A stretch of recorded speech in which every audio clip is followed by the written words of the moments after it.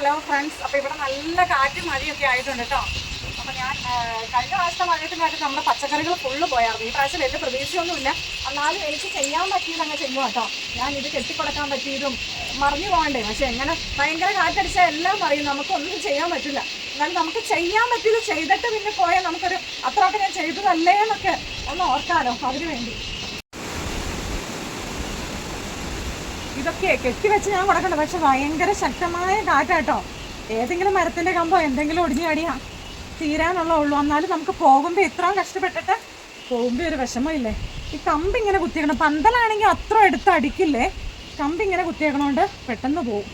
അതേപോലെ രണ്ടലക്കലക്കിയാലേ കമ്പ് പറഞ്ഞു പോവില്ലേ, ചാഞ്ഞു പോവും.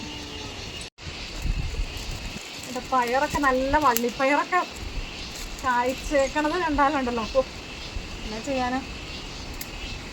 ഓൾറെഡി മഴക്കാലം. നമുക്ക് ഈ മഴക്കാലത്ത് നമ്മുടെ മൺസൂൺ എന്ന് പറയണ ഭയങ്കര മഴയും കാറ്റുവാ. അപ്പം നമ്മുടെ ഈ ഏരിയയുടെ ഒരു പ്രത്യേകത, കാറ്റ് മഴയെക്കാലം ഭയങ്കര ശക്തമായിരിക്കും കേട്ടോ. എന്തായാലും ഈ സമയത്ത് കാറ്റുണ്ടെന്ന് അറിയാം നമുക്ക് ഓൾറെഡി. പക്ഷെ എന്നാലും ഇത്രയും കഷ്ടപ്പെട്ട് ഇത്രയും കയറി വന്നിട്ട് പോകുമ്പോൾ ഒരു ഭയങ്കര സങ്കടം.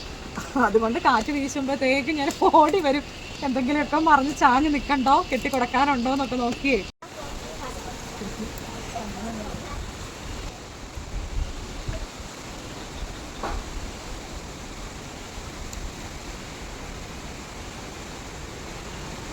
നമ്മൾ ഈ മണ്ണിനെ ഈ ചെടികളെയൊക്കെ സ്നേഹിച്ച് കൊണ്ടുപോയി നടന്നിട്ടേ അങ്ങ് പോകുമ്പോൾ ഒരു വിഷമാണ്. പറഞ്ഞിട്ടെന്നാ കാര്യം. അങ്ങനെയൊക്കെയാണ് ജീവിതം. ജീവിതം എന്ന് പറഞ്ഞാൽ എന്നാ വേദനകൾ നിറഞ്ഞതാണ്. ഇതൊക്കെ നമ്മുടെ മുട്ടപ്പയറാണ്. ഇതൊന്ന് കായ്ക്കണ്ടേ പൂപ്പലയായിട്ട് മഞ്ഞുള്ളൂ. ഇതൊക്കെ ഒന്നും പറിച്ച് ഞാൻ കണ്ടിട്ടില്ല ഈ തവണത്തെ നടിയിലാട്ടത്. അതുപോലെ ഈ വെണ്ടയ്ക്ക് ഒരു കമ്പ് കുത്തി കൊടുക്കട്ടെ.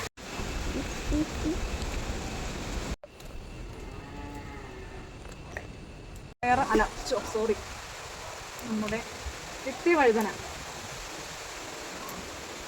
കുറേ ഞാൻ ഇന്ന് പറിച്ചു വെച്ചിട്ടുണ്ട്.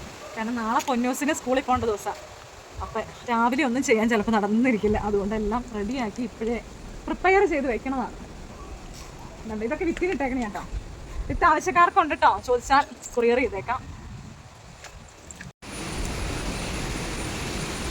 കണ്ടോ നോക്കിയേ, ഇതിൻ്റെ ചുവട്ടി തൊട്ട് ആ പറച്ചൂട്ട ഞാൻ ഈ നിത്യവഴുതനയുടെ ചോട്ടിയും തൊട്ട് കായ്ച്ചേക്കണം കേട്ടോ. നിത്യവഴുതന അങ്ങനെയാ കേട്ടോ. ചോട്ടിയിൽ നിന്ന് തന്നെ പെട്ടെന്ന് കായ്ക്കും. ഇതാ ഇത് കണ്ടോ, ഈ വലിപ്പമുള്ളത് കണ്ടോ. ഞാൻ വീണ്ടും പൂക്കാനുള്ള നിൽക്കണ്ടേ. അത് കുഞ്ഞിനാ കയറി പോകണുള്ളൂ. അന്നേരത്തേക്കും കായ്ക്കുവേ. ഇവിടെയൊക്കെ കാറ്റ് പിടിച്ചാൽ ഫുള്ള് പോവും.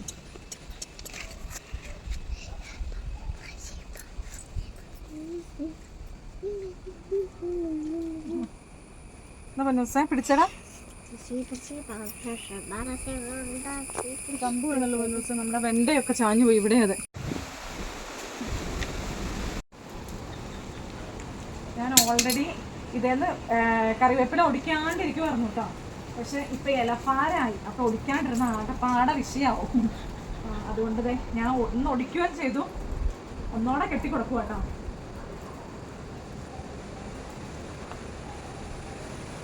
ഇതൊക്കെ ഞാൻ ഒത്തിരി ഇങ്ങനെ കൊതിച്ച് നട്ടണം, ഒത്തിരി ആഗ്രഹിച്ച് നട്ടുണ്ടായതാ. അതുകൊണ്ട് അതെല്ലാം എനിക്ക് വാല്യുബിൾ ആണേ.